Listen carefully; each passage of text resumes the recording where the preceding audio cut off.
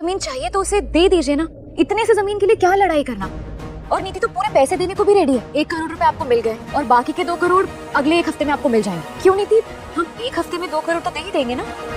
Done, आपको अगले हफ्ते तक 2 करोड़ भी मिल जाएंगे। मिल रही है, पास से एक हाईवे जा रहा है, नया एयरपोर्ट आने वाला है, स्कूल्स, मॉल, कॉलेजेस सब कुछ है वहाँ। आई एम श्योर कुछ सालों में वो 50 करोड़ से भी ज्यादा होगा। सोचो 50 करोड़ की चीज तुम्हें 3 करोड़ में मिल रही है और तुम मना कर रहे हो। हाँ, क्योंकि मेरे पास 3 करोड़ तो क्या 3 लाख भी नहीं है अभी। अरे तुम्हारे पास नहीं है तो बैंक्स है ना, लोन ले लो। देखो मैंने तुम्हारी तरफ से जो 1 करोड़ रुपए दिए हैं, आई एम श्योर तुम वो लौटा दोगी। तुम्हें बस इतना करना है, तुम्हें बैंक से 2 करोड़ रुपए लोन लेने हैं और बबली को देना है। वो जमीन भी तुम्हारी हो जाएगी, ये कोर्ट के चक्कर से भी बच जाओगी और वो लोग हमेशा के लिए पिंड भी चले जाएंगे। हर मेरे पास कोई बैंक गारंटर भी नहीं है। अरे मैं हूँ ना, मैं तुम्हारी बैंक गारंटी दूंगी।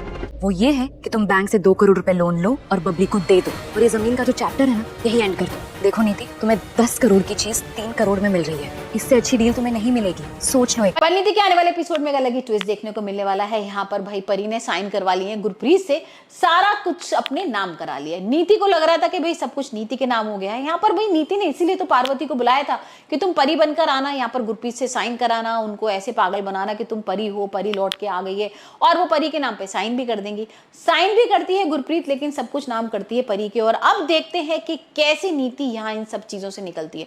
नीति को तो भाई बड़ा अच्छा लग रहा था कि चलो पार्वती आ गई है, हेल्प मिलेगी, मुझे पैसा भी मिल जाएगा, मेरी जमीन भी नाम हो जाएगी, जेल भी मुझे नहीं जाना पड़ेगा। लेकिन यहाँ पर तो सब कुछ उल्टा पुल्टा हो रहा है। और अब देखते हैं कि राजीव का क्या रिएक्शन होता है।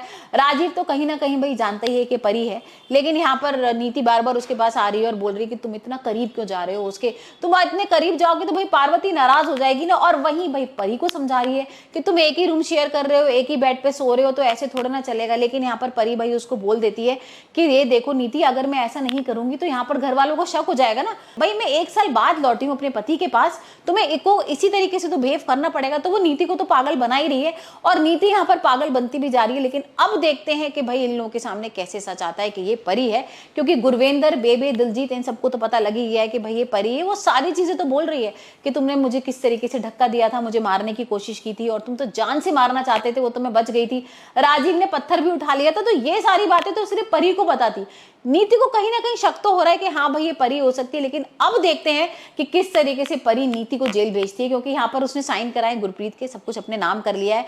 अब नीति यहाँ पर अपने नाम कराना चाहती है गुरप्रीत की सारी जमीन। तो देखते हैं जब नीति को ये पता लगेगा कि भाई कुछ भी उसके नाम नहीं हुआ है तो परी पे कैसे भड़कती है और यहाँ अब परी क्या करती है। क्योंकि भाई परी तो बदला लेना चाहती है अपनी माँ का। हमने देखा भी था कि गुरप्रीत और नीति के बीच में बहस भी हो जाती है। नीति बोल भी रही है कि गुरप्रीत और बबली अब तुम लोग यहाँ घर से बाहर निकल सकते हो, तुम्हारी कोई जरूरत नहीं है। लेकिन गुरप्रीत यहाँ पर जवाब देके बोल देती है कि ये मेरी बेटी का घर है, राजीव है, राजीव का घर है, राजीव और मेरी बेटी का ससुराल है, तो मैं यहाँ से कहीं से नहीं जाने वाली हूँ। तुम यहाँ पर भाई इनके टुकड़ों पे पल रही हो तो तुम चली जाओ, क्योंकि तुम्हारा तो कोई मतलब ही नहीं है यहाँ पर, तुम तो कोई किसी की पत्नी वत्नी भी नहीं हो, तो तुम यहाँ पर क्यों रहे।